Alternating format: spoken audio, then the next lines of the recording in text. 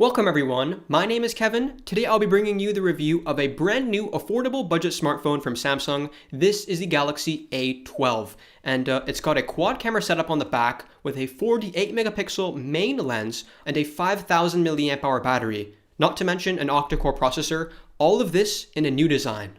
We have a side-mounted fingerprint scanner this time, there's a headphone jack, a micro SD card slot for storage expansion, and the back is still plastic, but with a new grippy, fingerprint-resistant finish. Samsung has prioritized that camera and the battery life of the A12 heavily, or so it appears on the spec sheet of the phone. So we'll talk about these things at length, and also get to everything else you want to know about the phone, the pros and the cons. To start, the display is Samsung's TFT panel in the Infinity V cut. The bezels are nothing special, though the aspect ratio and color saturation of the panel are what I like here. The sharpness is good enough to keep me from complaining. I know this panel at 264 pixels per inch will not fully satisfy the tech enthusiasts who can afford expensive flagships, but even I can appreciate the movie viewing experience on the A12. It is a big and bright 6.5-inch display, which is definitely a win in my book considering the price range. The phone can be unlocked with the face-registered biometric, and you have the option to use the fingerprint scanner, but neither are mandatory. Now, registering the same finger a few times over will actually further improve accuracy, and when the finger is placed correctly, for me it'll work 10 times out of 10. My first test was to completely drain the battery, make sure it's depleted, and see the charge up times from 0 to 100% fully back to charged. And this took just a tiny bit over 2 hours. Considering it's a 5000 milliamp hour battery, that is pretty fast.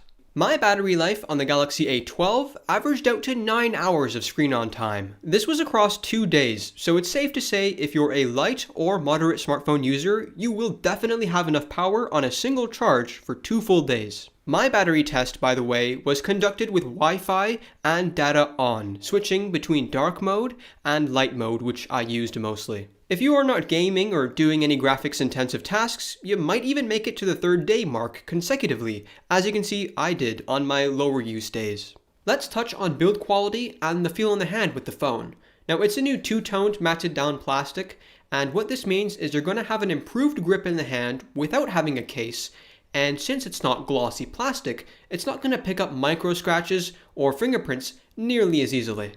To my surprise, there is a nice feeling of heft to this device. Even with a case on the phone, I was satisfied with the button tactility. Also, I should note that the cases, well, most of them are going to have a cutout on the power button, so you can still use that fingerprint side-mounted scanner. When I pulled my A12 out of the box, I made some fast adjustments that are really going to make a difference in everyday use. First thing was going into the settings and enabling Show Battery Percentage. The next setting is Reduce Animations. It can be searched, and what it does is scale down the motions when opening and closing apps. Essentially, enabling this will make the phone feel faster at no expense or detriment to user experience. Below this option are motions and gestures. You can turn on Lift to Wake, Double Tap to Wake, and my favorite, Finger Sensor Gestures. With this on, you can slide open and close the notification shade just by running your finger alongside the fingerprint scanner on the side. Samsung's One UI software does truly bring some useful additions to the phone, such as the face-registered unlock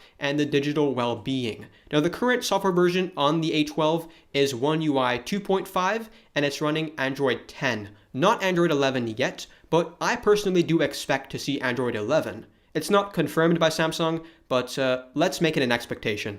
Another positive note is that the phone is dual SIM. This means that the SIM tray has a total of 3 slots, and I appreciate this as a former frequent traveler. Hopefully I'll be using this feature again this year in 2021. As expected with a Galaxy A phone, the carrier compatibility with GSM networks is good. My call quality and my incoming and outgoing texts were just fine.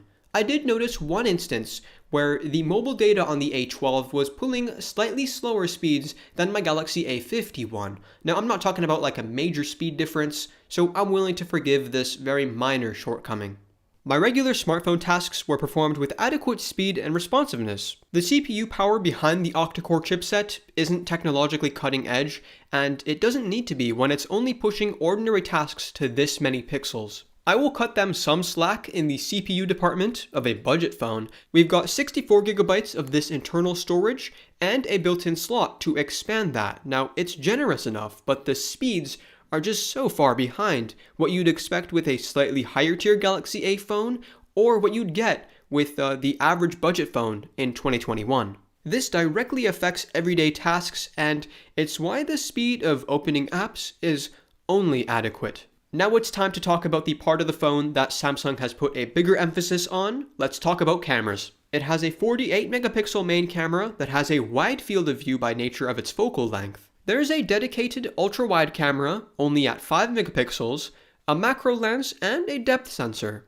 The primary camera's 48 megapixel images do have to be taken with a bit of care, so as not to shake the phone too much while capturing the picture. Still images do look good. I'm content with the photo quality in terms of sharpness, colors, and dynamic range. You can get away with using the A12 rear camera in low light scenarios and when it's a fast moving object in frame as well. You know I like using these rocks and agates for my photo tests on the regular camera, but with the macro lens you can really see the fine details in the rock formation. Selfies are taken at 8 megapixels at an f2.2 aperture, which means you won't have any problems getting a few people in frame and in focus.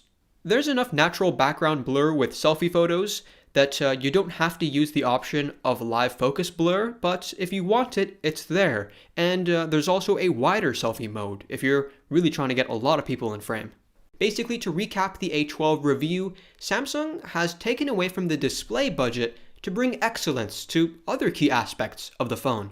The battery life being the main improvement here, and also a better grip in the hand. That's it. Thank you for watching this one. Until the next video.